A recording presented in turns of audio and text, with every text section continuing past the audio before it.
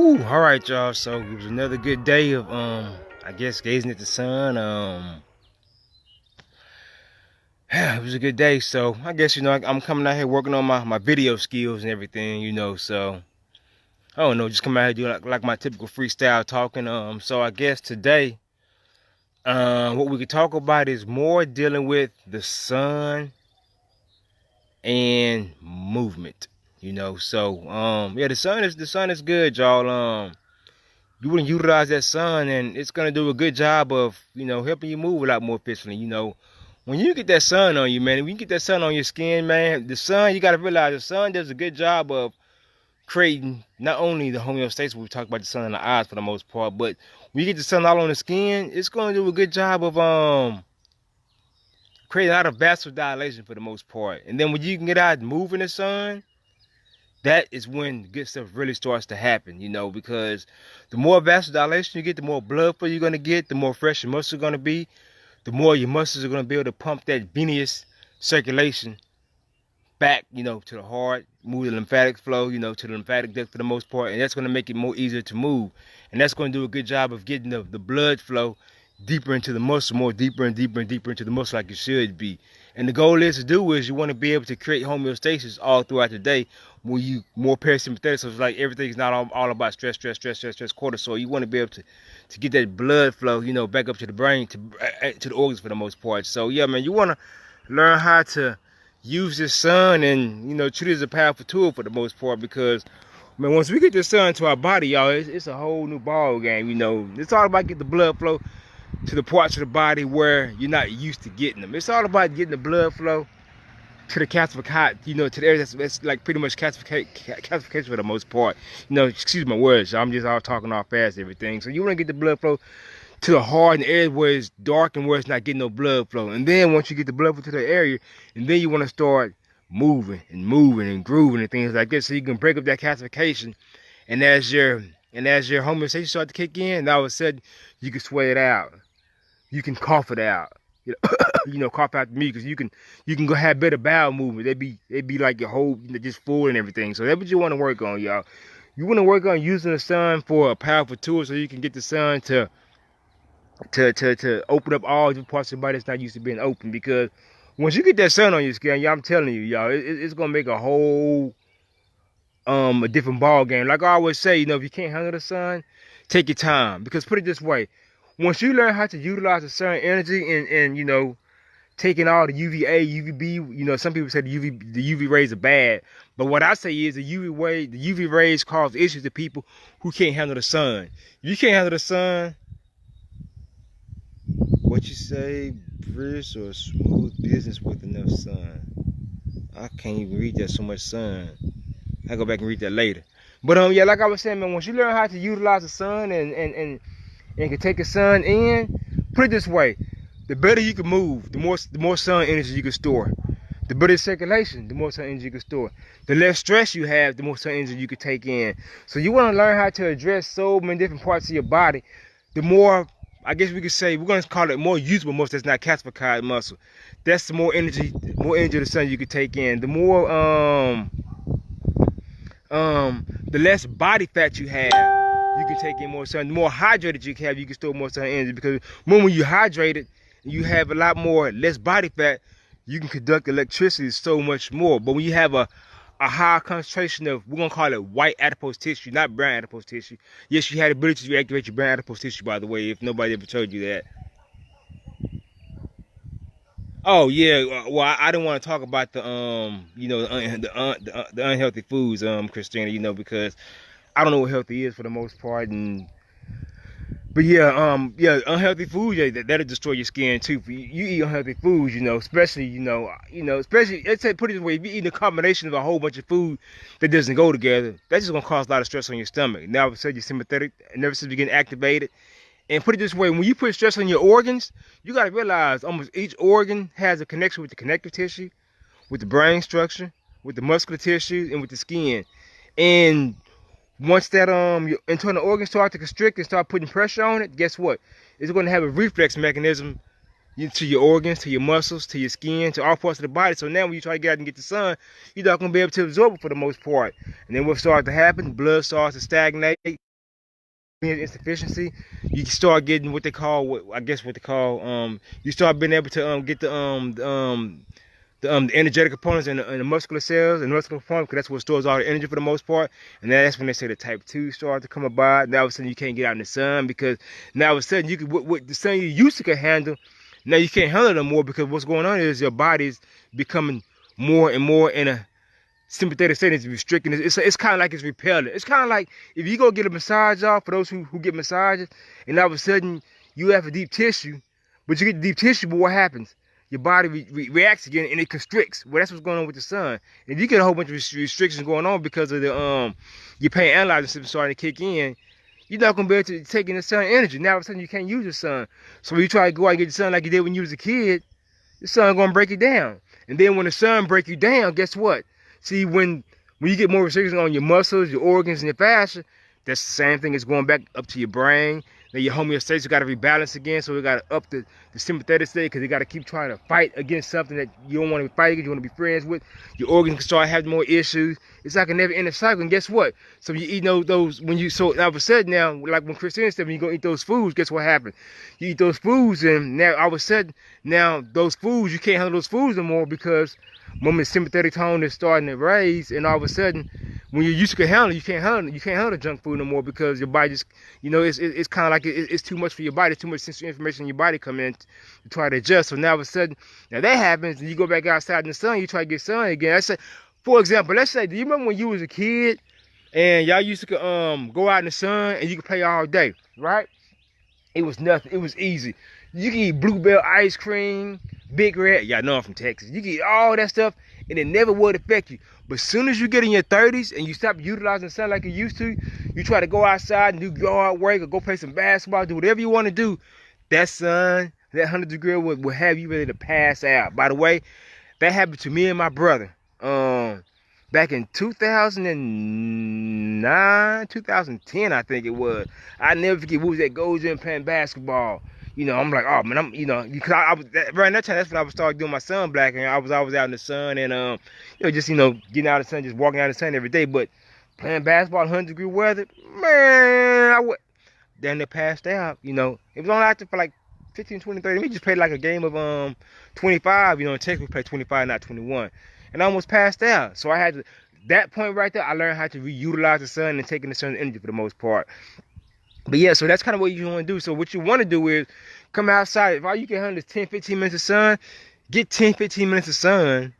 But at the same time, go out for like a power walk. So like most people walk, okay, so for example, most people, they do their walks. They might walk like 30 minutes or 2 hours a day in the morning time and the evening, because they say it's not hot enough. It's just right for them. But if those same people was to go out like around between 12 and 2 o'clock and speed walk for like 10 minutes and break a sweat, see, that right there is perfect for your sun. See, at the same time, you're gonna stimulate a small dose of vasodilation to your skin, to the muscles. Now, that's gonna let you take in more sun energy. So if all you can handle like 5 to 10 minutes a day, actually that's perfect, because that's gonna help stimulate. I made a post about this the other day, actually the past year, about the GDNF, glial derived neurotrophic growth factor for the most part, and that's what helps. The glial cells helps eliminate the lymphatics for the most part. All the metabolic, I call them substances, but we're gonna call them waste, metabolic waste in your brain when you sleep for the most part, for your lymphatic system. So they helps remove all that. But that also helps repair and regenerate the nerves in the brain. That's gonna help regenerate the nerves in the body. So yeah, so it's a lot of good stuff we can talk about. We can utilize the sun for. And it's a powerful thing. So yeah, so like if you can't handle the sun for like that long, just do a little bit. That's it. That's what I used to do. I remember when I first started doing my sun black, when I was doing my naked sunbathing. When I first started, this was back in 2013. Someone just told me, okay, go out and sunbathe, and I said, okay, well let me get butt naked, because I don't know, I never seen nobody do it. And that's when I first started getting the sun on the prostate area and things of that nature. And the first thing that happened was, man, I felt good. I dreamed good. I had a good dream. I was dreaming. It was all crazy. My energy was real high. And then I said, okay, see, the first time I ever did it, I did it for no longer than 2 minutes. It was like 105 degrees. That's when I was in Tigg, Texas with my grandfather. So it was, yeah, like I said, And then about the day 3, day 4, I said, okay, you know what? I'm ready. So I did like, I think I was out there for like 10 minutes.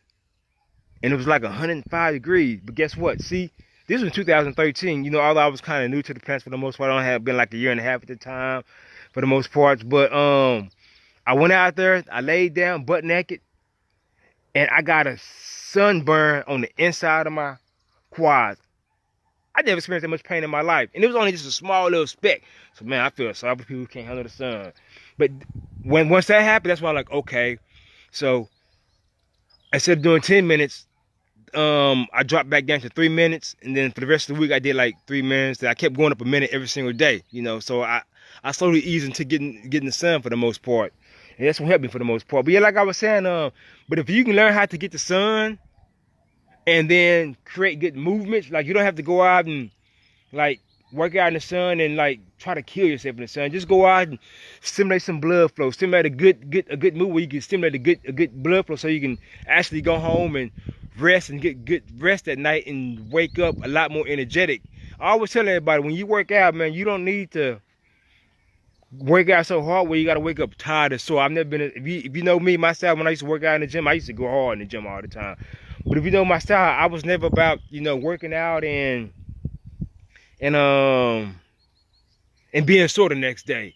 I was always about waking up, working out, waking up and being more fluid, being more energetic, you know, feeling like it was an accomplishment or something. Now, I always say that, let's say if you're not used to using specific muscles or you're moving in a new way, okay, you might wake up, you might be sore for maybe like a day, a half a day, but just continue to move and that soreness will go away.